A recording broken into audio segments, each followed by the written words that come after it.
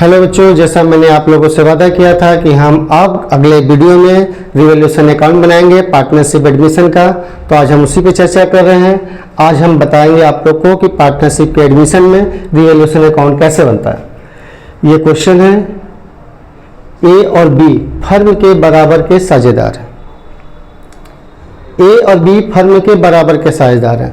इसका मतलब फर्म में जो भी प्रॉफिट होगा वो दोनों आधा आधा बांट लेंगे। इसके बाद आता है क्रेडिटर, यानी लेनदार हमारे 2 लाख से 2 लाख के क्रेडिटर हैं। बिल पेबल 1 लाख के हैं। कैपिटल, ए का कैपिटल 50,000 है, बी का कैपिटल भी 50,000 है। एसेट्स में क्या दिया है? एसेट्स में डेप्टर है 1,50,000, स्टॉक है 1,40,000, फर्नीचर है 30,000 और बैंक है 80,000। बैलेंस शीट दोनों साइड का टोटल 4 लाख से। नीचे सूचनाएं दी हुई है कि 1/4 भाग के लिए सी को साझेदार बनाया गया, यानी सी को जब फर्म में पार्टनर बनाया गया तो उसे प्रॉफिट में 1/4 भाग मिलेगा। इसके बाद लिखा है रहतिया का मूल्यांकन 1,30,000 पर किया गया और फर्नीचर का मूल्यांकन 50,000 पर। इस शब्द का क्या मतलब है कि रहतिया का मूल्यांकन का मतलब उसका जो वैल्यू पता किया गया मार्केट में। इस समय उस स्टॉक की वैल्यू जो 1,30,000, तो हमारा स्टॉक था कितने का? रहतिया को स्टॉक बोलते हैं। स्टॉक और रहतिया, ये इंग्लिश में स्टॉक कहते हैं, हिंदी में रहतिया भी बोलते हैं, उसको स्कंद भी बोलते हैं। तो यहाँ पे स्टॉक लिखा हुआ, तो यानी इसी को इंडिकेट कर रहा है कि हमारा जो रहतिया का मूल्यांकन है वो 1,30,000 पे किया गया। यानी पहले हमारा स्टॉक जो था, रहतिया जो था, वो 1,40,000 का था। अब ये हमें बताने वाली बात है कि 1,40,000 रुपए का हमारा स्टॉक है। अब उसकी प्रेजेंट वैल्यू, स्टॉक रहतिया जो है उसका प्रेजेंट वैल्यू जो मार्केट में नए साझेदार ने वैल्यू पता किया, तो इस समय इस प्रेजेंट वैल्यू उसकी 1,30,000 है। तो अब ये बताओ बच्चों कि 1,40,000 पहले था, अब उसकी वैल्यू 1,30,000 हो गई है, तो क्या स्टॉक का मूल्य बढ़ा या घटा? सीधी सी दिखाई दे रहा है, 1,40 से 30 हो गया, यानी 10,000 रुपए स्टॉक का मूल्य घट गया। स्टॉक का मूल्य 10,000 रुपए माइनस हो गए। कितने माइनस हुए? 10,000। अब ये बताओ कि स्टॉक किस साइड में, एसेट्स में कि लायबिलिटीज में? एसेट साइड में है। इसका मतलब कि एसेट्स हमारा 10,000 रुपए से घट गया। तो एसेट जब भी घटता है हमारा लॉस होता है। एसेट्स अगर घटेगा तो हमारा लॉस होगा। तो कौन सा एसेट्स घट रहा है? स्टॉक का। स्टॉक का एसेट 10,000 से घट गया, तो जब द स्टॉक घटेगा तो हमारा लॉस होगा, और जब लॉस होगा तो इसे इस साइड लिखेंगे, 2 साइड में लिखेंगे, यानी डेबिट साइड भी बोलते हैं, टू स्टॉक। स्टॉक कितने से घटा है? 10,000 से। 10,000 का मेरा लॉस हुआ है, तो हम यहाँ 10,000 रुपए लिख देंगे। ठीक है। एसेट्स 10,000 रुपए से मेरा लॉस हुआ, क्योंकि हमारा स्टॉक 1,40 था, अब 1,30 हो गया, यानी स्टॉक 10,000 से लॉस हो गया, घट गया, यानी हमारा लॉस हुआ, इसलिए लॉस हुआ तो हम इस साइड लिखेंगे। प्रॉफिट होता तो इस साइड लिखते हैं, क्योंकि हमें स्टॉक पे लॉस हुआ इसलिए हम इधर लिखेंगे। अब हम दूसरा कंडीशन लिखते हैं, फर्नीचर का मूल्यांकन 50,000 किया गया। यानी पहले हमारा फर्नीचर कितने का था? ऊपर देखें तो फर्नीचर तो 30 का है, लेकिन इसका प्रेजेंट वैल्यू कितना आ गया? 50 आ गया। फर्नीचर पहले 30 का था, लेकिन अब प्रेजेंट वैल्यू उसकी 50 की है। तो फर्नीचर हमारा बढ़ा कि घटा? तो फर्नीचर हमारा बढ़ा हुआ है। कितने से बढ़ा हुआ है? 30 से 50, यानी 20,000 रुपए से हमारा फर्नीचर बढ़ गया। जब 20,000 रुपए से हमारी फर्नीचर बढ़ गई, यानी हमारी संपत्ति साइड की संपत्ति बढ़ गई, 20,000 रुपए से हमारी एसेट्स बढ़ गई, और जब एसेट्स बढ़ती है तो हमें क्या होगा? प्रॉफिट होगा।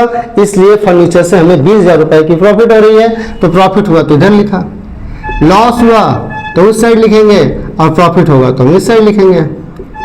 2 और बाई, डेबिट और क्रेडिट भी बोल दो। इधर 2 बोल के लिखते हैं, इधर बाई लिखते हैं। कुछ लोग इसको डेबिट बोलते हैं, इस साइड को क्रेडिट बोलते हैं। आपको नहीं समझ आता, इसको 2 साइड समझ लीजिए, इसको बाई साइड समझ लीजिए। लॉस होगा 2 साइड में लिखिएगा, प्रॉफिट होगा बाई साइड में लिखिएगा। दूसरी भाषा में लॉस होगा डेबिट में लिखिएगा, प्रॉफिट होगा क्रेडिट में लिखिएगा। क्लियर हो गया बच्चों? अब हम आगे बढ़ते हैं। ये दोनों पॉइंट हमारा क्लियर हो गया। दोनों एसेट्स है, स्टॉक भी एसेट साइड में एसेट्स है, फर्नीचर भी हमारा एसेट साइड में एसेट्स है। एक बढ़ा है, एक घटा है। जो घटा है स्टॉक वो लॉस हुआ है, और जो स्टॉक बढ़ा उससे प्रॉफिट हुआ है। कितने की प्रॉफिट हुई? 20,000 की। तो हम 20,000 रुपए यहाँ पे हमने इसको लिख दिया। ये दोनों काम कंप्लीट। अब हमारा नेक्स्ट स्टेप आता है, लेनदारों को नई चिट्ठी में 1,80,000 रुपये दिखाना है। यानी क्रेडिटर को अब जो नया फर्म बनेगी, नई बैलेंस शीट बनेगी, उसमें क्रेडिटर 1,80,000 होंगे। पहले क्रेडिटर कितने थे? पहले लेनदार को ही क्रेडिटर बोलता है, इंग्लिश में क्रेडिटर, हिंदी में लेनदार। तो अब हमारा जो लेनदार यानी क्रेडिटर है वो 1,80 हो गए, और जब पहले हमारे क्रेडिटर जो थे वो 2 लाख के थे, तो क्रेडिटर तो घट गए। क्रेडिटर कितने घटे? 20,000 से क्रेडिटर घट गए। अब लायबिलिटीज का घटना, क्रेडिटर लायबिलिटीज साइड में होता है, तो ये घट रहा है यानी लायबिलिटीज घट रही है। तो लायबिलिटीज घटेगी तो क्या होगा? प्रॉफिट की लॉस। लायबिलिटीज घटने में क्या होगा? प्रॉफिट होगा। वैसे भी समझ लो, अगर क्रेडिटर को हमें किसी, क्रेडिटर का मतलब होता है वो व्यक्ति, लेनदार बोलते हैं, यानी उस पार्टी को बोलते हैं जिसको हमें पैसा देना है। अब हमें पहले 2 लाख देना था, अब क्रेडिटर 1,80,000 हो गई, हमें 1,80,000 इन लोग को देना है, तो 20,000 मेरा बच गया, 20,000 की प्रॉफिट हो गई। अब प्रॉफिट हुई तो किस साइड लिखेंगे? हम इस साइड लिखेंगे। हम यहाँ लिखेंगे बाय क्रेडिटर, क्रेडिटर्स लिख दिया हमने। कितने का प्रॉफिट हुआ? 20 का, तो 20,000 हमने यहाँ लिख दिया। इसके बाद दिखा रहा है कि देय विपत्र। देय विपत्र का मतलब बिल पेबल। बिल पेबल की वैल्यू पहले 1 लाख थी, अब 1,05,000 हो गई। बिल पेबल 1 लाख थी, अब बिल पेबल 1,05,000 हो गई। देय विपत्र को बिल पेबल बोलते हैं। पहले 1 लाख था, 1,05,000, मतलब पहले हमें 1 लाख रुपए देना था किसी को, अब इसकी जो वैल्यू पता की गई कि बिल पेबल का कितना भुगतान करना है, तो अब आ रहा है कि 1,05,000 करना है, तो लायबिलिटीज तो 5,000 से बढ़ गई। जब 5,000 रुपए से 5,000 से हमारी लायबिलिटीज बढ़ गई तो हमें प्रॉफिट होगा कि लॉस? सीधी सी बात है, लॉस होगा। लायबिलिटीज बढ़ता है तो लॉस होगा। अब जब लॉस होगा तो हम किस साइड लिखेंगे? हम इस साइड लिखेंगे, और हम इस साइड लिख दे रहे हैं टू बिल पेबल, यानी देय विपत्र। बिल पेबल कितना लिखाएगा? 1 लाख से 1,05,000, 5,000 का हमारा लॉस हो रहा है, तो हम 5,000 रुपये यहाँ पे लिख देंगे। ये दोनों स्टेप कंप्लीट होने के बाद ये दोनों काम कंप्लीट हो गया। अब हमें क्या करना है? रिवैल्यूएशन अकाउंट में जो बढ़ा था, जिससे प्रॉफिट हुआ उसे बाई साइड में लिख दिया, जिसकी वजह से हमें लॉस हुआ उसे टू साइड में लिख दिया। इस तरह से हमने बाई और टू में जो जाना था, जितना अमाउंट जाना था उसमें हमें डाल दिया। अब इसके बाद हमें क्या करना है? हमें इस तरफ का टोटल करना है। अब इधर का टोटल करते हैं तो हमारा आता है 40,000, 40,000। इधर का टोटल करते हैं तो हमारा आ रहा है 15,000।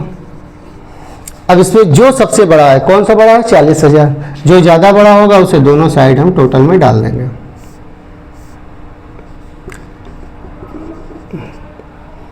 जो बड़ा होगा उसे दोनों साइड लिख देंगे। अब इन दोनों का डिफरेंट निकालेंगे।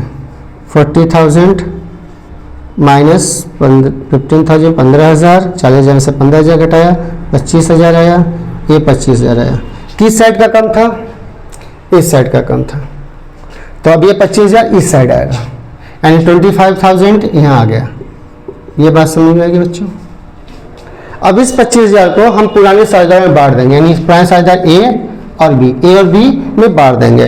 तो 25,000 को हम ए और बी में बांटेंगे, तो 25,000 इंटू, चूँकि बराबर साझेदार है इसलिए इसका होगा इंटू 1/2 बराबर 12,500। इसी तरह हम बी ए का निकाल लिए। इसके बाद बी भी बराबर का साझेदारी है, तो इसका भी 25,000 इंटू 1/2 बराबर 12,500 रुपये इसके भी आएंगे। तब यहाँ पे लिखेंगे 2S कैपिटल 2B's कैपिटल